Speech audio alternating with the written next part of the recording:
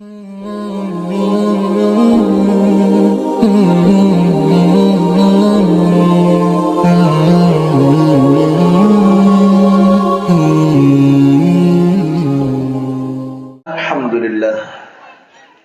Nabi Muhammad sallallahu alaihi wasallam salah satu nabi pilihan, salah satu nabi yang diidolakan, salah satu nabi yang diunggulkan dari sekian ribu, dari sekian ratus rasul yang berjumlah 313. Beliau termasuk nabi yang sangat-sangat diidolakan dan diunggulkan oleh Allah. Allah menyebutkan di dalam Al-Quran, tilkar rusulu faddalna ba'dahum ala ba'd minhum man kallama Allah wa rafa'a ba'dahum darajat. Maka kata para ulama tafsir, di antara wa rafa'a ba'dahum darajat adalah beliau Nabi Muhammad yang derajatnya diangkat oleh Allah. Wa rafa'na laka zikrak, dan kami telah mengangkat dirimu wahai Muhammad di atas segala sebutan dan pujian. Semua para nabi, semua para rasul berharap untuk bertemu kepada Allah Subhanahu wa taala. Nabi Musa memaksa untuk bisa bertemu kepada Allah. Tidak hanya bisa berkomunikasi, namun Allah mengatakan, ya Musa lan tarani, wahai Musa, engkau tidak akan bisa untuk melihat aku. Nabi Idris alaihissalam hanya diberikan kesempatan oleh Allah untuk bisa naik di langit ke-6 dan tidak bisa menembus daripada dimensi yang lainnya. Semua berada di bawah baginda Nabi Muhammad sallallahu alaihi wasallam. Sehingga Isra wal Mi'raj merupakan hadiah yang sangat-sangat terbesar yang diberikan oleh Allah kepada Nabi Muhammad, yang tentu itu melalui proses yang sangat begitu panjang. Di antara hikmah yang disebutkan oleh para ulama kenapa terjadinya peristiwa Isra wal Mi'raj, Nabi Muhammad, beliau adalah nabi yang memiliki tingkat kesabaran yang sangat luar biasa. Semua para nabi dan para rasul, hampir mereka tidak sabar dengan perlakuan umatnya pada waktu itu. Semua para rasul bahkan mengeluarkan doa-doa yang mustajab untuk umatnya. Tetapi Nabi Muhammad, doa itu tidak pernah dikeluarkan oleh Rasulullah. Doa itu diakhiri nanti pada saat kita berada di padang mahsyar. Allah melihat kesabaran Nabi, Allah melihat kepatuhan Nabi, bukan hanya ketaatan kepada Nabi. Bahkan pada waktu beliau berada di Taif, bagaimana gencarnya masyarakat Taif yang mencaci, menghina, menghardik, bahkan menyakiti daripada jasmani baginda Rasulullah, menyakiti daripada jasad Nabi Muhammad. Lemparan-lemparan batu bukan hanya untuk anak-anak saja, bahkan para orang tua, kaum bapak, kaum ibu pada waktu itu menghujankan lemparan batu ke arah wajah Nabi Muhammad sallallahu alaihi wasallam, hingga pada saat itu dilihat oleh salah seorang sahabat yang bernama Zaid bin Harithah. Zaid bin Harithah yang salah satu menemani Nabi Muhammad berada di kota Taif, pada waktu itu menjadi benteng dan menjadi tameng di saat hujan batu menderu kepada wajah Nabi Muhammad atau kepada badan Rasulullah. Maka Zaid ibn Harithah, beliau yang menjadi tameng, sehingga batu tersebut menghancurkan daripada wajah daripada Zaid ibn Harithah. Setelah selesai daripada hujatan dan goncangan tersebut, Nabi Muhammad menangis. Sedih Nabi Muhammad melihat Zaid ibn Harithah. Itu dikatakan di dalam sejarah, pada waktu di Taif, Zaid bin Harithah itu wajahnya hancur, lebur. dikarenakan menahan lemparan batu daripada orang-orang Taif. Namun dengan mukjizat Nabi Muhammad diobati oleh Rasulullah sallallahu alaihi wasallam. Tidak berapa lama malaikat penjaga bukit tersebut turun dan menawarkan akan tawaran, ya Muhammad, jikalau engkau mengizinkan aku yang diperintahkan oleh Allah menjaga bukit Taif ini, maka akan aku balikkan ini bukit Taif. Apa yang terjadi? Apa kata Nabi Muhammad? Jangan. Fa innahum la ya'lamun. Jangan. Mereka tidak tahu siapa aku. Biarkan. Mungkin pada hari ini ibu bapaknya tidak bisa beriman kepada Allah dan tidak mengikuti daripada ajaranku, maka aku berharap daripada anak, cucu, cicit ataupun sulbi-sulbi mereka nantinya yang akan beriman kepada Allah Subhanahu wa taala. Kesabaran ini yang membuat Allah simpatik kepada Nabi. Kesabaran ini yang membuat Allah jatuh cinta kepada baginda Rasulullah sallallahu alaihi wasallam, sehingga pada waktu Nabi Muhammad naik ke Sidratil Muntaha, dan pada waktu itu Nabi Muhammad sallallahu alaihi wasallam berucap dengan satu kalimat, subhana rabbiyal a'la wa bihamdi. Pertemuan antara makhluk dengan Khalik, pertemuan antara hamba dengan sang pencipta. Pada waktu itu Nabi Muhammad mengatakan, subhana rabbiyal a'la wa bihamdi. Maha suci engkau ya Allah, Tuhan yang memiliki keagungan dan ketinggian kedudukan. Maka aku memujimu ya Allah. Kemudian Nabi Muhammad sallallahu alaihi wasallam mendapatkan jawaban daripada Allah. Sebelum jawaban itu terlontar, Nabi Muhammad melanjutkan, at-tahiyatul mubarakatus salawatut tayyibatu lillah. Maka dijawab oleh Allah, assalamu alayka ayyuhan nabiyyu wa rahmatullah wa barakatuh. Fasa'ala an-nabi sallallahu alaihi wasallam ila rabbih. Nabi Muhammad bertanya kepada Tuhannya, ya Rabb, aku mohon maaf. Aku mohon maaf ya Allah. Aku meminta dan memohon kepada engkau ya Rabb. Pada saat ini engkau mendoakan, engkau mengucapkan salam, engkau menyambut daripada salamku, assalamu alayka ayyuhan nabiyyu wa rahmatullah wa barakatuh. Maka aku memohon ya Rabbi untuk kesejahteraan umatku. Permintaan Nabi Muhammad tidak ditunda oleh Allah. Langsung Allah mengatakan, assalamu alayna wa ala ibadillahi salihin. Salam yang dipinta, yang diinginkan oleh Nabi untuk kesejahteraan umatnya, langsung keluar daripada lisannya, langsung keluar daripada zatnya Allah. Allah langsung mengatakan, assalamu alayna wa ala ibadillahi salihin. Ya Allah. Jadi kita ini Bapak Ibu, ya, telah mendapatkan salamnya Allah setelah Allah memberikan salam dan doa kepada Nabi. Allah telah memberikan salam, bahkan Allah mendoakan kita semua. Kenapa?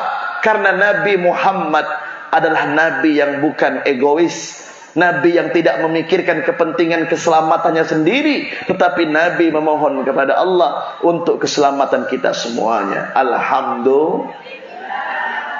Fasa'alan Nabi, dan Nabi bertanya kepada Tuhannya, ya Rabbi, aku juga minta maaf di saat aku dibawa oleh Jibril dari kota Mekah, kemudian ke Baitul Maqdis, naik ke langit pertama hingga ke-7, sampai Jibril meninggalkan aku, dan pada saat ini aku lupa. Aku menggunakan sendal ya Allah.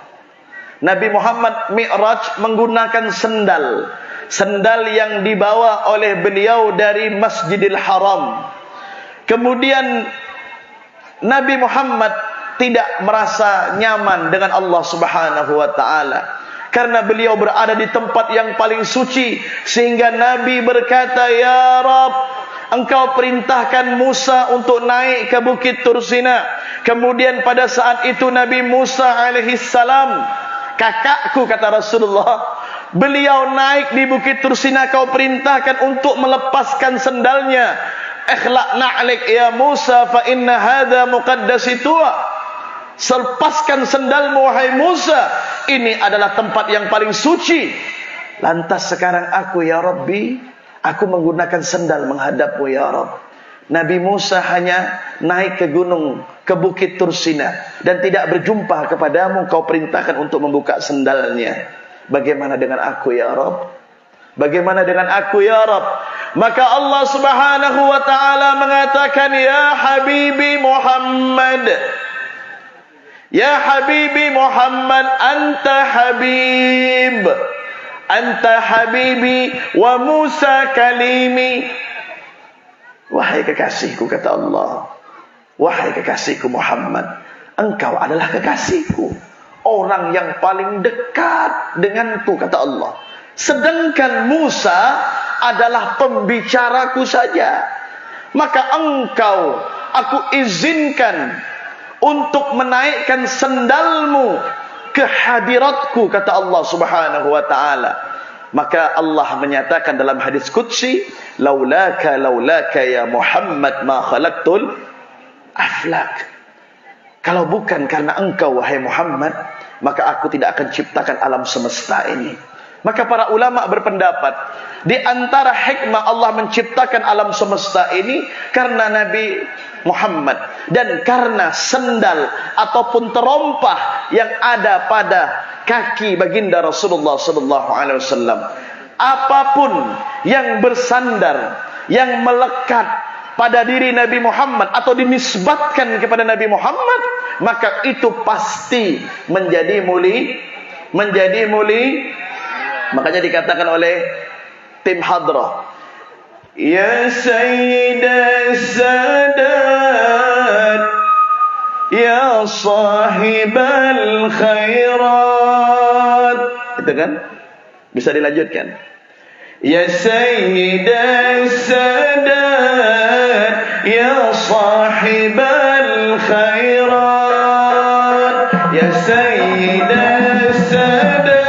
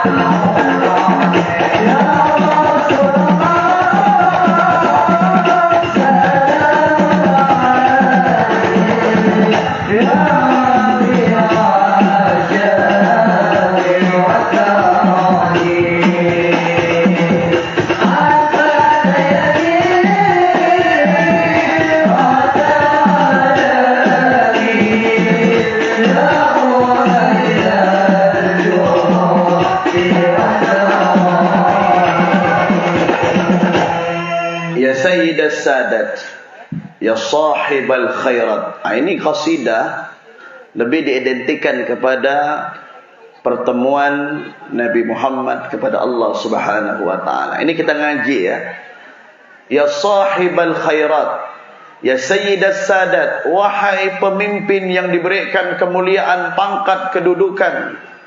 Ya sahibal khairat, wahai manusia yang memiliki berjuta, bermiliar, bertriliunan daripada kebaikan.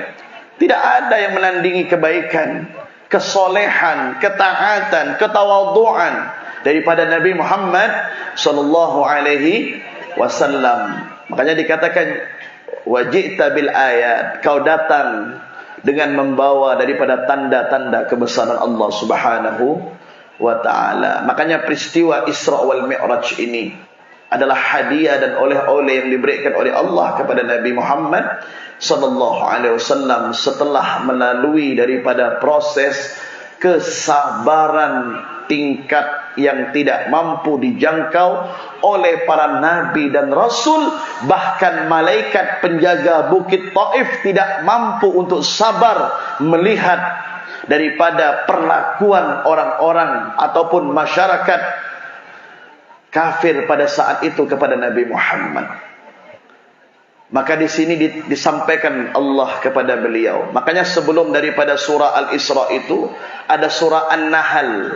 Akhir daripada surah An-Nahl itu Allah menyampaikan apa? Wasbir, dan sabar.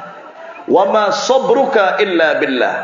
Tidaklah kesabaranmu itu semerta-merta hanya untuk Allah Subhanahu wa ta'ala. Wala tahzan alaihim, dan jangan engkau bersedih wahai Muhammad dengan perlakuan mereka, dengan cemoohan mereka, dengan caci maki mereka, dengan bulian mereka kepadamu. Wala tahzan alaihim wala taku fi dhaikin mimma yamkurun, dan jangan engkau wahai Muhammad sesak dadahmu, sempit dadahmu dengan apa yang mereka makarkan kepadamu wahai Muhammad. Innallaha ma'al ladzina taqau wal ladzina hum muhsinun, dan Allah bersama orang yang bertakwa dan Allah bersama orang-orang yang sabar. Oleh karena itu hadirin yang dirahmati Allah Subhanahu wa ta'ala, berlalu dari peristiwa Isra wal Mi'raj di bulan Rajab, maka masuk bulan Bulan Sya'ban adalah bulannya Nabi Muhammad. Wa Sya'ban syahri. Sya'ban adalah bulanku, kata Nabi Muhammad. Di bulan ini kita lebih dititik beratkan umatnya ini untuk memperbanyak membaca salawat kepada beliau baginda Rasulullah sallallahu alaihi wasallam. Karena di dalam bulan Sya'ban ini, sebagaimana yang disebutkan oleh Profesor Dr. Sayyid Muhammad bin Alawi Al-Maliki Al-Hasani, beliau adalah ulama Haramain. Beliau adalah salah satu daripada guru-guru kita. Beliau memiliki kitab yang bernama Madza fi Sya'ban. Ini kalangan santri, para ustadz, apalagi alumni Haramain yang belajar kepada Sayyid Muhammad Al-Maliki tahu ini kitab Madza fi Sya'ban yang menceritakan tentang kemuliaan bulan Sya'ban. Di situ Sayyid Muhammad menukil daripada kejadian-kejadian yang pernah dialami oleh Nabi Muhammad di bulan Sya'ban. Di antara kejadian yang sangat-sangat paripurna, kejadian yang dialami langsung oleh Nabi Muhammad, di antaranya ada 3. Yang pertama, peralihan kiblat ataupun perpindahan kiblat itu terjadi pada bulan Sya'ban. Dulu pada waktu Nabi Muhammad diperintahkan solat, para sahabat diperintahkan solat bukan menghadap kepada Ka'bah, tetapi menghadap ke Baitul Maqdis, menghadap ke Palestina, menghadap ke Yerusalem pada waktu itu. 17 bulan Nabi Muhammad dan para sahabat menghadap ke arah Baitul Maqdis. Harapan Nabi kepada Allah agar kiblat ini bisa dialihkan dengan keinginan dan kehendak Allah, karena Nabi tidak ingin sama ibadahnya dengan orang-orang yang terdahulu. Karena orang-orang terdahulu ibadahnya menghadap ke Baitul Maqdis, maka Nabi tidak ingin sama. Bahkan puasa di bulan Muharram pun Nabi tidak ingin ikut kepada Yahudi. 10 Muharram lebih kepada mereka, maka Nabi mengatakan, apabila aku diberikan umur oleh Allah, la asumman natasi, maka aku akan berpuasa hari ke-9 sebelum ke-10 daripada bulan Muharram. Artinya Nabi Muhammad tidak mau ikut-ikutan daripada gaya-gayanya orang-orang Yahudi. Sampai penentuan arah kiblat pun Nabi Muhammad memohon kepada Allah. Allah ingin menguji kesabaran Nabi Muhammad 18 bulan. Ada yang mengatakan 17 bulan Nabi dan para sahabat salat menghadap ke Baitul Maqdis.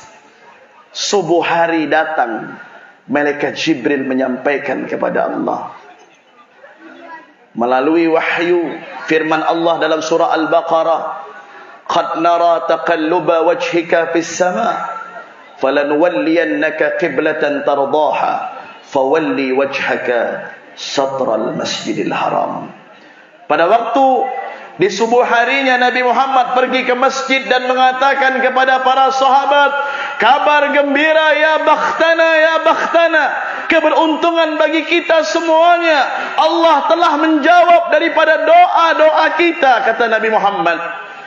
Pada hari ini, wahai sahabatku, aku dan kalian semuanya tidak lagi solat menghadap ke Baitul Maqdis, tetapi Allah perintahkan kita semuanya untuk menghadap ke Ka'bah. Qad nara taqalluba wajhika fis sama'. Wahai Nabi, kata Allah, sungguh kami sering melihat engkau menadahkan wajahmu ke langit. Harapanmu tidak pernah akan kami putuskan, harapanmu akan kami wujudkan. Fawalli wajhaka syatral masjidil haram, maka palingkan wajahmu dan semua umatmu untuk berhada di Masjidil Haram. Terjadi perpindahan kiblat itu pada bulan Sya'ban. Yang kedua, rekapitulasi amal.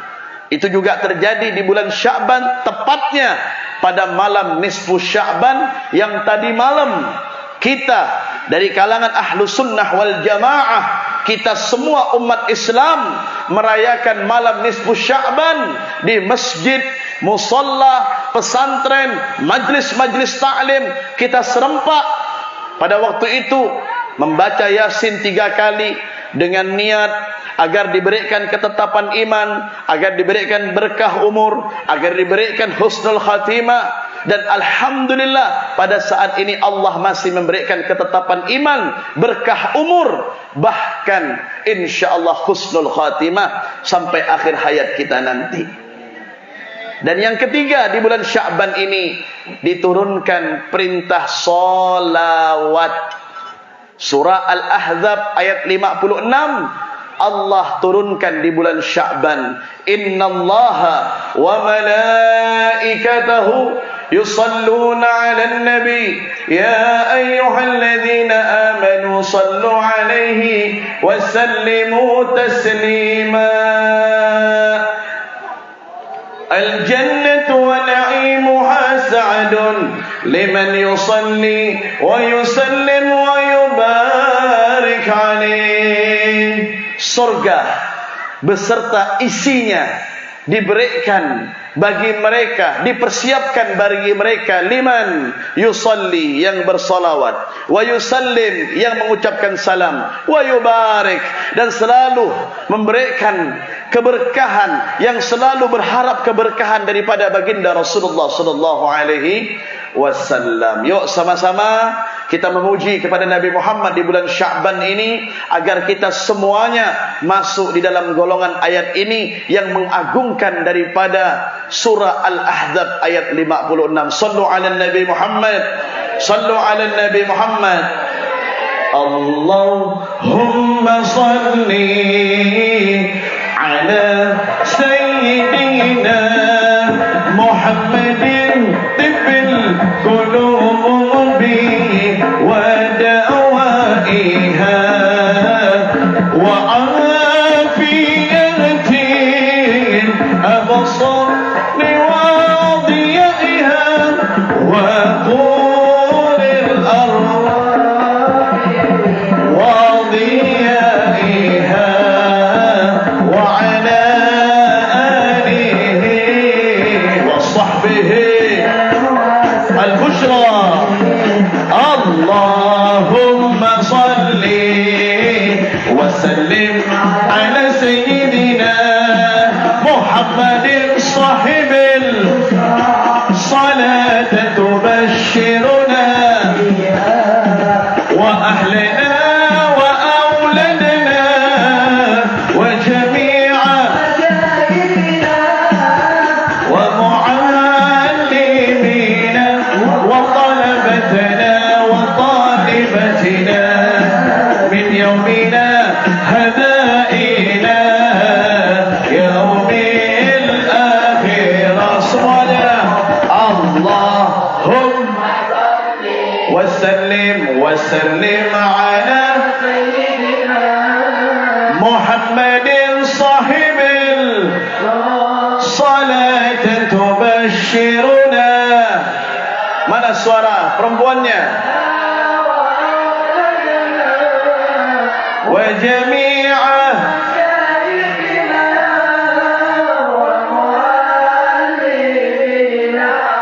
وطلبتنا وطالبتنا من يومنا إلى يوم الآخرة. اللهم صل وسلم على سيدنا ومولانا محمد عدد ما في علم الله صلاة دائمة بدوام ملك الله. دعاء اللهم بارك لنا في رجب والشعبان وبلغنا رمضان وتب علينا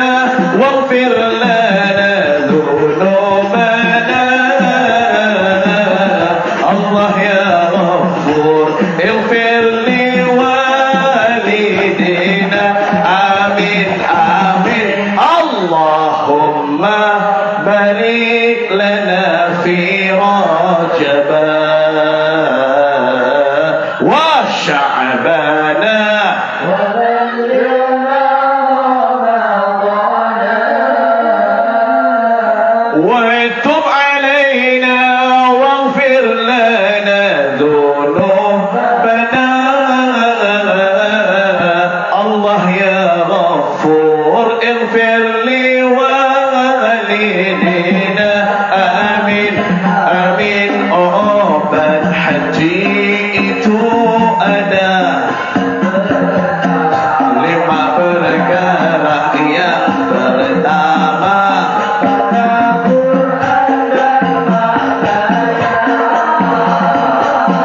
yang kedua salat malam dirikanlah. Yang ketiga, pullah dengan orang soleh. Amin amin. Yang keempat, perbanyaklah berpuasa. Yang kelima, zikir malam perbanyaklah. Salah satunya siapa bisa mengamalkan, insyaallah masuk surga bareng Rasulullah. Amin amin. La ilaha illallah. Semuanya.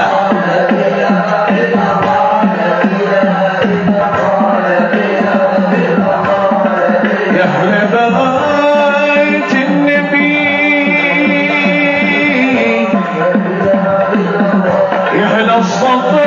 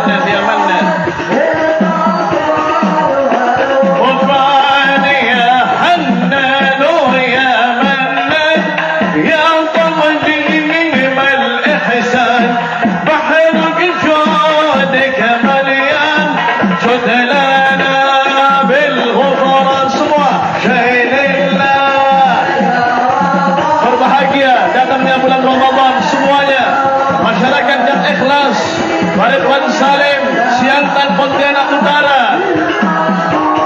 Wala ghafran la tu'akhayib raji tahta babika laji walam yazal bidaji qailan ya hannan ya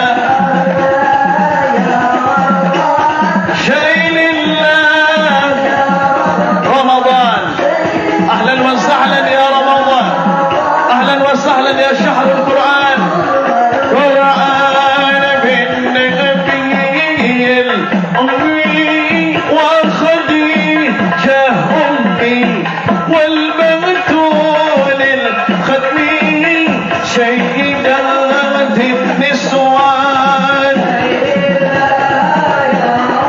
يا رب يا رب يا رب، أهلا وسهلا ومرحبا يا رمضان شهر القرآن.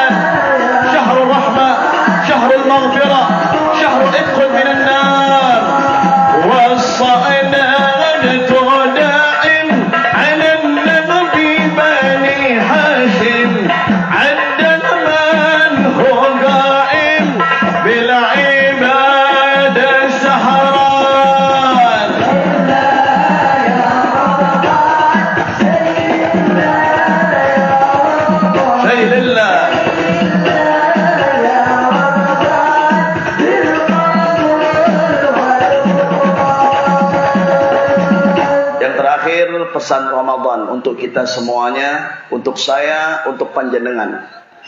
Di dalam kitab Mukhtasar Ihya Ulumuddin, Al-Imam Abu Hamid Muhammad bin Muhammad Al-Ghazali, beliau menyatakan melalui sabda Nabi Muhammad, khamsun yuftirna shaim. Ada 5 yang dapat membatalkan pahala puasa.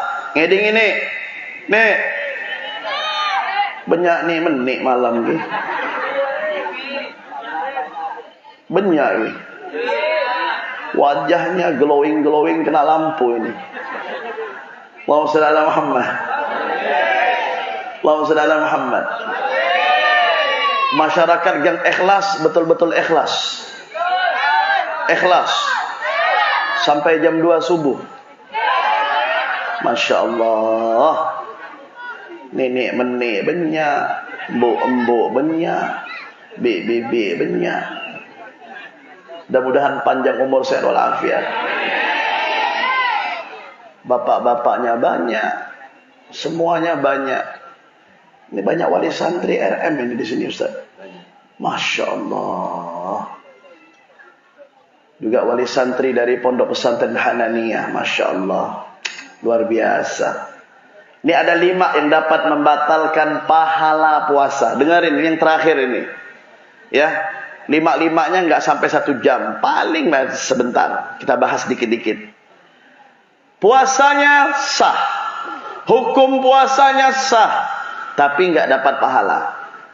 Ibaratkan orang capek kerja tapi nggak dapat upah. Dari mulai pagi hingga petang, sampai maghrib kerja banting tulang, lintang pukang, kepala jadi kaki, kaki jadi kepala. Gimana model manusia kayak begitu? Enggak dapat upah dari bosnya, dari pimpinannya. Sama nih orang puasa. Capek dia puasa tapi enggak dapat apa-apa. Yang pertama apa? Al-kidhib. Bohong. Bulan Ramadan senangnya bohong. Di bulan lain 11 bulan pembohong. Di bulan Ramadan suka bohong. Nah, bohong ini jangan ente pernah ngomong, oh beb itu kan bohong sunnah. Campur ternyata bukan pecal ini. Bukan gado-gado ini. Bohong itu memang ada yang diperbolehkan. Itu kajiannya nanti. Ngaji sama Ustaz Saruji, ngaji dengan Kiai Hanan dan para kiai yang lainnya. Apa maksud bohong yang disampaikan oleh Habib yang diperbolehkan? Jangan sekarang. Datang ke pesantren nanti. Intinya bohong yang merugikan diri sendiri dan orang lain itu dapat membatalkan pahala puasa. Paham ya? Hati-hati jangan suka bohong. Ibu-ibu jangan suka bohong sama suami. Sering bohong enggak, Bu? Nih, Bang, bulan puasa Bang, sembako naik Bang. Berapa, Le? Minyak Bang, 40.000 sekilo Bang.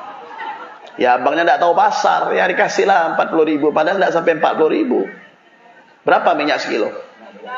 Bimoli. Hah? Berapa kan? Ustaz tidak tahu juga kan? Berapa? 15.000. Paling mahal 20, ini 40, berarti korupsi berapa? 20.000. Eman ini. Dikasihlah duit oleh suaminya. Besok minta lagi. Cukup. Oh, inilah kehebatan orang Madura, Pak. Semua dibilang cukup. Saya ini, Pak, di rumah tuh ada santri, Pak. Saya bilang sama santri, Nak, hari ini Abuya kepengen makan, Nak. Iya, Abuya makan apa? Ada lauk apa? Dia bilang beda cuko Abuya. Ya pikiran saya cuko Kiai. Pikiran saya ayam, ikan, daging ya. Lama saya nunggu itu. Tidak lama keluar. Betul-betul cuko tempe, Pak. Saya bilang kok cuko ini? Iya, kalau menurut kami ini cuko. Oh begitu. Santun banget bahasanya. Tempe dibilang cuk. Betul ya, betul ya. Ya saya ngomong fakta real. Cukup. Iya. Tanya yang tukang belanja. Di sini ada yang tukang belanja ini. Saya bawa kebetulan. Tidak sebut namanya, menjaga kode etik jurnalistik. Belanja apa, Nak? Cuko tahu, Abu ya. Cuko boleh. Jadi subhanallah, cuko ini, makanya orang Madura ini subhanallah, Pak. Saya ini, Pak, Sasaruji nggak mau ngajari saya bahasa Madura, Pak. Sama dengan Kehanan nggak mau ngajari, nggak tahu kenapa. Ya. Kadang-kadang, kadang tuh lihat pase, keni pase, Pak. Kalau saya bahasa Madura ada yang netawain saya, lucu katanya bahasa Madura. Ya mau ngapain? Kita belajar tidak takut, Pak. Sebutin aja salah nomor 2. Hatta tak bingkeng bisa bilang buah lengkeng nggak apa-apa. Orang malu, betul. Saya pernah, Pak, ini HP ya. Ini HP. Biasakan di Google itu kan macam-macam semua ada. Isi dunia ini ada, Pak. Hello Google, jawab. What is your name? Disebut di situ. Disebut apa arti what is your name? Namanya muncul. Siapa namamu? Ya. Bahasa Arab, man anta? Keluar. Siapa kamu? Giliran saya bilang, hello Google, tak bingkeng. Tak muncul, Pak. Gimana Pak Sarul, Pak Dewan? Ini orang kota Dewan, Pak. Saya sebut hello Google, kan biasa gitu kan? Malas nulis pakai hello Google. Hello Google, senggol dong. Tak bingkeng, tak keluar, Pak. Saya bilang ini berarti bahasa ini luar biasa, Pak. Google kalah, Pak. Makanya Madura ini luar biasa. Shallallahu ala Nabi Muhammad. Di pesantren itu 75% Madura, Pak. Kadang-kadang kalau ngambil nasi anak-anak ribu pakai. Saya dari rumah dengar ini apa-apa, ini bahasa apa anak dipakai. Ini paham bahasa Madura, Pak. Masya Allah, magnetnya orang Madura ini. Sallallahu ala Nabi Muhammad. Dikenal dengan taatnya, patuhnya, muhibbinnya. Setiap kampung, mana saja kampung, Pak. Mana saja parit. Yang dalam parit aja tidak ada. Mana saja parit yang kita masuki di kampung-kampung itu pasti ada musola, masjid, musola, masjid. Mudah-mudahan Allah jaga. Orang-orang Madura diberikan keberkahan oleh Allah Subhanahu. Dan semua para suku yang lain diberikan keberkahan oleh Allah Subhanahu wa ta'ala. Ya. Sampai mana tadi? Al-kidhib, bohong. Jangan bohong ya. Bohong, pahala puasanya hangus. Yang kedua, al-ghibah. Membicarakan aib orang lain, mengurusi orang lain, aib orang lain diurusi, batal pahala puasanya, ghibah. Yang ketiga, an-namimah, ngadu domba, Pak. Tahu ngadu domba? Embek ben embek diadu, bukan. Ngadu domba. Buat orang kelahi, buat orang sampai putus silaturahmi. Makanya Nabi Muhammad menggunakan kalimat lan tadkhulul jannah an-namam. Tidak akan pernah masuk surga. Tidak akan pernah ya, tidak akan pernah masuk surga orang yang suka ngadu domba. Yang keempat, wal yaminul kadzibah, sumpah palsu. Sumpahnya betul, melibatkan nama Allah, nama Rasul, tapi caranya salah. Berapa harga air minum ini? 4.000, 5.000. Bisa tidak saya tawar 4,5? Demi Allah, wallah billah tallahi, demi Rasul, tak dapat untung saya kalau kamu tawar. Padahal udah masuk untung, Pak. Biasanya gitu. Nih ya, jangan kau melibatkan sumpah palsu. Hati-hati. Sumpahmu betul tapi pekerjaanmu yang salah. Nawar, harganya udah masuk tapi pakai sumpah. Adakah cara yang baik? Janganlah kau tawar, beb. Ini kan air, beb.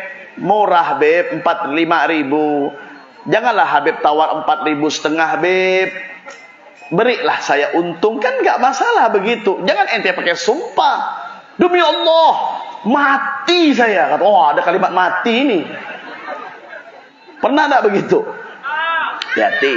Hangus pahala puasanya. Yang kelima, an-nazra bisyahwat. Memandang dengan pandangan syahwat. Jam 3 sore menjelang asar, habis sholat asar, tuang, motor dihidupkan. Embuknya nanya, kemana nak? Cong nih, mak cuci mata. Pergi ke 28 Oktober ke Pasar Puring. Kebetulan yang jual, Pak, Masya Allah, yang jual lebih enak yang jual daripada kuenya. Biasa kan Ramadan itu kan ada buka kantin Ramadan ya. Jual kuenya Nagasari, kroket, bakwan, lempar. Kue apa lagi? Apam Pinang. Apa lagi? Apam berwarna. Sekarang apam banyak warna, Pak. Kemarin di pondok santri beli waktu acara perpisahan guru, Pak. Tanya di Ustaz Saruji, apam warna-warna, Ustaz?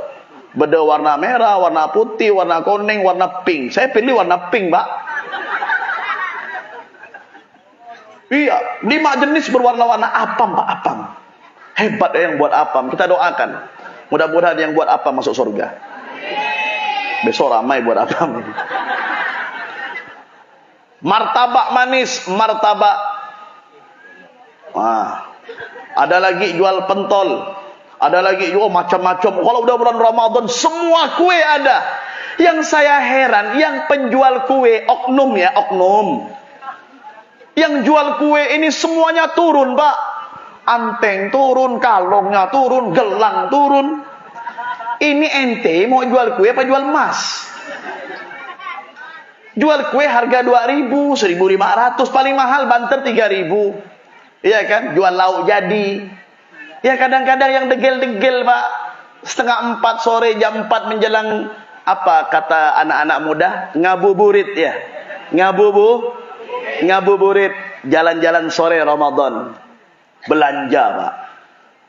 Saya pernah melihat, saya nggak sebut nama tempatnya, menjaga kode etik juga. Saya pernah lewat. Untung sama Syarifah, Pak. Mohon sendiri singgah juga. Kele sampean. Serius, Allahumma shalli ala Muhammad. Kenapa ini ramai? Saya heran. Kok warung lain sepi, Kiai? Sepi. Bukan sepi sih, 2-3 orang. Ini antri, Pak, antri. Yang antri ini, yang saya lihat, anak-anak yang biasa ikut sholawat. Siapa, Beb? Menjaga kode etik lagi. Kalau sebut nanti bahaya, tak usah. Ya. Antri. Yang dibeli ente mau tahu? Goreng pisang. Padahal yang banyak goreng pisang yang langsung dari kuali itu banyak, Pak, yang panas, yang hangat. Ini goreng pisang yang dingin, Pak. Rupanya yang jualnya panas. Saya mau tahu dong, karena wilayah kita Siantan. Di mana Siantannya? Kode etik, tidak boleh sebut. Nanti jangan sampai saya turun, saya tanya, di mana tuh, Beb? Di mana? Tidak ada. Sasaruji tahu itu. Jadi subhanallah. Jadi singgah saya, Pak, singgah. Saya bilang sama Syarifah, Pak, singgah yuk, Pak, kayaknya ramai, nyaman tuh. Betul, banyak ada telepon ini tuh. Saya masuk. Kan biasa saya masuk, tidak pakai gini, tidak pakai atribut, pakai baju koko. Habib, minggir lah yang lain nih kan. Biasa, minggir. Rupanya yang jual, Pak, Masya Allah. Panas. Inna lillahi wa inna ilaihi raji'un. Ya Allah, mudah-mudahan pahala puasa saya tidak batal, ya Allah. Pakai kerudung, pakai. Tapi bajunya, Pak, lekukan kayak habis sespek badannya. Bukan kayak laki, Pak, sespek, Pak. Nek bini sespek. Jangan sampai tanya sespek yang mana, Beb. Jangan tanya lagi, sudah, pokoknya sespek sudah. Sampean nanya terus. Pantes ramai. Silakan. Oh, Habib, silakan, Beb, silakan. Waduh. Tak lihat di belakang ada Sarifah naik mobil. Oh ya, saya mau beli ini, kelepon. Dalam hati, ya Allah, pantas ramai. Nah, ibu-ibu jangan begitu cara jualannya, Bu. Yang diperindah rasanya itu adalah kue, bukan sampean yang diperbagus. Ini dandannya, Masya Allah, gincunya puasa pertama biru, puasa kedua hijau, puasa ketiga kuning, puasa keempat keribang. Gimana cerita begitu?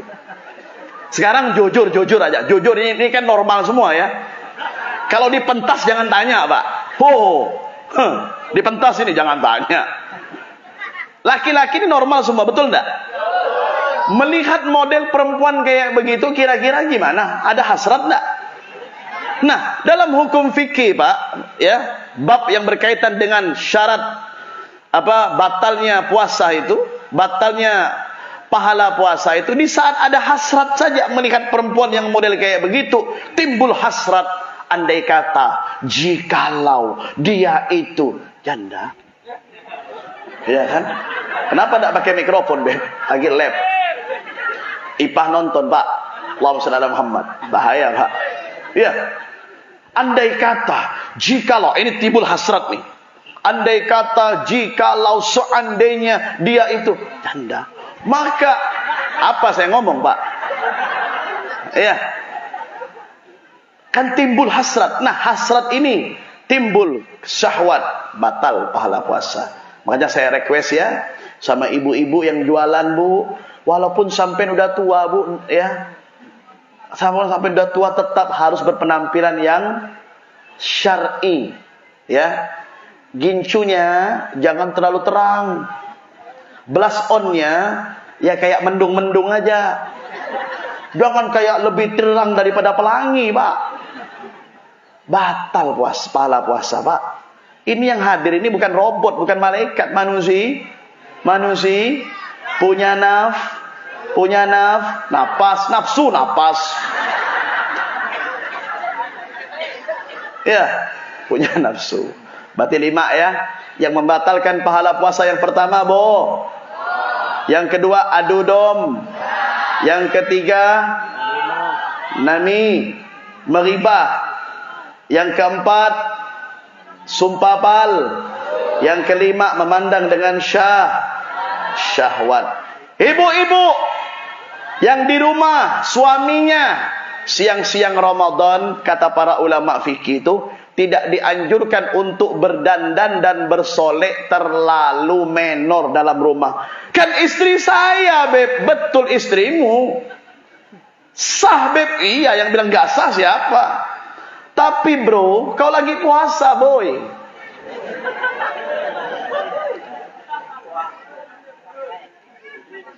Kata kawan saya, engkau lagi puasa, Bung. Bung, engkau lagi puasa. Di siang hari para istri ini yang punya suami, tolong dandanannya di siang hari jangan terlalu menor. Suamimu bukan malaikat. Suamimu bukan robot. Kalau robot cabut baterainya, diam, cekak, Pak. Pasang baterai, jalan lagi. Ini suamimu otomatis. Lihat ente dandanannya, Masya Allah, rambut terurai, ikal mayang, pakai pakaian yang transparan di siang Ramadan. Hati-hati, masuk ke dalam lumpur. Dam lagi kena, Pak. Puasa 2 bulan, beri makan anak yatim. Oh, nggak sampean puasa 2 bulan. Untung-untung Ramadan ini wajib. Kalau tidak wajib tak puasa. Betul. Tuh. Ya, Bu ya. Jadi kapan, Beb, mau dandanan yang cantik, yang oke, yang by kontan. Di hadapan suami itu gimana, Beb, dandanannya? Habis tarawih. Sampean pulang duluan. Nggak, Beb, kan mobilnya yang nyetir kan istri, Beb, suami, Beb. Ya udah sama-sama. Habis tarawih sampean pulang, jangan sibuk yang lain dulu nih, Bu. Sampean dandan yang cantik. Uhillal lakum lailatas siyam arrafasu ila nisaikum. pada malam-malam bulan Ramadan, kata Allah, dihalalkan bagi para suami untuk memberikan pakaian kepada istri. Maksudnya pakaian di sini apa? Untuk menggumpuli istrinya pada bulan malam-malam Ramadan. Berarti dandanannya itu startnya dari mulai habis tarawih sampai menjelang imsak. Kan bangun tidur kalian tak mungkin dandan langsung, Pak. Ya, Bu. Ya, paham ya? Paham. Nanti insyaallah mudah-mudahan ada kesempatan lain kita bahas lagi lah. Kalau ada solawatan lagi, kita bahas khusus Ramadan. Karena tidak lama lagi kita akan memasuki bulan Ramadan. Mudah-mudahan Allah memberkahi kita semuanya. Mudah-mudahan yang berkumpul pada malam hari ini habaib kiai diberikan kesehatan, keberkahan, para umara kita, anggota dewan kita, Bapak RT, RW, camat semuanya. Ya, dan juga para laskar-laskar, anggota-anggota kami semuanya diberikan keberkahan oleh Allah Subhanahu wa taala. Dan mudah-mudahan Bapak Abah Haji Ismail diberikan sehat walafiat, panjang umur, dan para orang tua kita juga insyaallah memasuki Ramadan dengan sukacita, dengan bahagia. Amin ya rabbal alamin. Dari saya cukup sekian. Hadanallahu wa iyyakum. Assalamualaikum warahmatullahi wabarakatuh.